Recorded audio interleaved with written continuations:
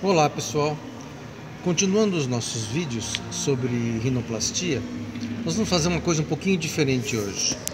Nós vamos responder as questões que nos enviaram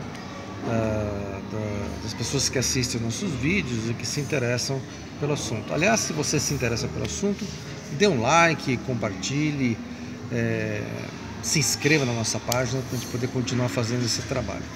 Como vocês podem ver, estou num ambiente diferente, estou num hotel de férias, né? Uma corzinha um pouquinho melhor, daquela cor pálida de consultório. E vamos responder algumas perguntas. O interessante é que as perguntas que nos mandam são muito mais perguntas de cunho pessoal. Eu imaginei que as pessoas tivessem muitas dúvidas a respeito da rinoplastia, talvez até porque a gente esteja com tantos vídeos já feitos, esgotado um pouco o assunto. Então as pessoas fazem perguntas que são um pouquinho mais de cunho pessoal. A Cláudia, do Rio de Janeiro, ela pergunta se a gente não faz cirurgia de graça. Muito bem, sim, nós fazemos cirurgia de graça. Aliás, muitos médicos fazem cirurgia de graça por motivos diferentes. Por exemplo, fazem cirurgia quando têm interesse em desenvolver uma técnica. Então, por exemplo, se eu, não faço o nariz negroide e quero melhorar a técnica do nariz negroide, eu tenho interesse em fazer a cirurgia. Então, eu vou atrás de pacientes, me ofereço às vezes para fazer uma cirurgia, por exemplo, quando eu quero desenvolver uma técnica específica de cirurgia plástica. Isso é muito comum, né? Principalmente no começo da carreira, quando você está iniciando. Um outro motivo para você fazer cirurgia plástica é justamente isso, quando você está iniciando. Porque as pessoas não te conhecem, elas não sabem se você é um bom cirurgião ou não, então elas querem ter o retrospecto de você de outras cirurgias, e você só consegue ter retrospecto se você fizer outras cirurgias. Então é muito comum no começo de carreiras os cirurgiões fazerem cirurgias não para treinar, mas para desenvolver melhor a técnica e para até ganhar nome, digamos assim, né? Para você ficar famoso, né? Quando você faz uma cirurgia e essa cirurgia tem um bom resultado, é impressionante. Esse paciente traz outro, que traz outro, e é uma coisa muito legal isso daí. E infelizmente o contrário também é verdade. Se você começa a fazer besteira, você fica mal falado, mal afamado, digamos assim, né, entre os pacientes. Uma outra situação que você pode fazer cirurgia de graça é uma questão até social. Eu já tive a oportunidade mais de uma vez de operar especificamente mais orelha de abano.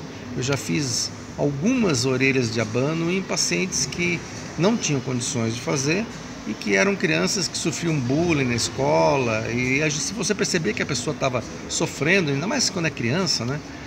Então é uma coisa que às vezes eu faço e muitos colegas fazem também, né?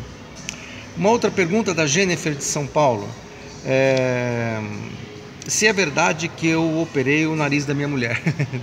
Sim, isso é verdade. O nariz da minha mulher fui eu que operei. As pessoas às vezes olham nas redes sociais, procuram meu nome, né? Cécio Cordeiro Ramos, e obviamente vem fotografia minha e da minha mulher juntos. E minha mulher é uma mulher muito bonita, e eu operei o nariz dela, só que eu operei o nariz dela antes de casar, quando ela era minha paciente. Aí ficou tão bom que eu acabei casando com ela. Outra pergunta da Maria da Penha de São Paulo. Por que eu nunca operei o meu nariz? Bom, eu até fiz um vídeo que eu falo a respeito disso, né? Eu tenho um nariz negroide, um nariz feio, um nariz bolinha, né? E eu conto nesse vídeo toda a história de que eu era aluno e perguntei para um professor, e o professor falou que era melhor nascer de novo do que operar o nariz. Mas a verdade, o que acontece é que quando eu era mais jovem, quando eu tinha 17, 18, 20 anos, quando eu estava na faculdade, a técnica, você não encontrava muitas pessoas que tinham uma boa técnica para operar nariz negroide. O nariz negroide sempre foi o calcanhar de Aquiles dos cirurgiões plásticos e dos otorrinolaringologistas, né? Então não tinha, a gente era até que nem esse professor, ele até era comum eles desestimularem a gente a operar. Eu lembro perfeitamente de um professor meu que dizia assim: você só deve operar aquele nariz que você tem certeza que vai dar certo. Pois é, aquele nariz que é muito fácil, digamos assim, né? Mas a gente tem que tentar sempre resolver problemas estéticos mais complicados, né? É mais difícil, nos obriga a desenvolver uma técnica melhor, mas a gente não pode ficar parado no tempo e só operando o nariz fácil, né? Outra, Débora de Rondônia, pergunta se otorrino só opera nariz. Quer dizer, acho que ela quis dizer aqui se a gente só faz cirurgia plástica de nariz. Não. Historicamente, os otorrinolaringologistas sempre fizeram as cirurgias plásticas da face. Por quê? Porque a gente é especialista em orelha, em nariz, na cavidade oral. Quer dizer, boa parte do rosto sobra o quê? Sobra os olhos e o couro cabeludo, digamos assim, né? Então, sempre foi do métier, sempre foi do nosso desenvolvimento como especialista, o desenvolvimento e a prática de cirurgia plástica em geral da face. Isso por um tempo foi esquecido, foi deixado em segundo plano e depois retomado mais recentemente. Isso depende um pouco de escola para escola. Por exemplo, eu estudei em Botucatu, na Unesp, e na minha faculdade os otorrinolaringologistas é que faziam as cirurgias que a gente chama de bucomaxilofaciais, cirurgias de prognatismo, cirurgias de trauma de crânio. Não são todas as escolas que fazem isso, mas especificamente lá na minha escola, os otorrinolaringologistas fazem.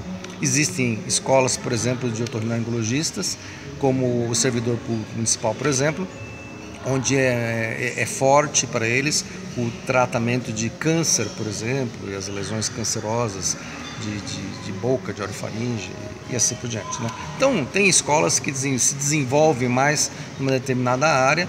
Algumas pegam forte e pesado na cirurgia plástica reconstrutiva, outros pegam forte e pesado na cirurgia plástica estética, como o Hospital das Clínicas, por exemplo, onde eu fiz a residência. Então, na residência do Hospital das Clínicas, a gente entra em contato e desenvolve algumas cirurgias e depois geralmente a gente faz o que nós chamamos de um fellow, quer dizer, uma pós-graduação depois da residência, onde você vai aí desenvolver especificamente as cirurgias plásticas da face em geral.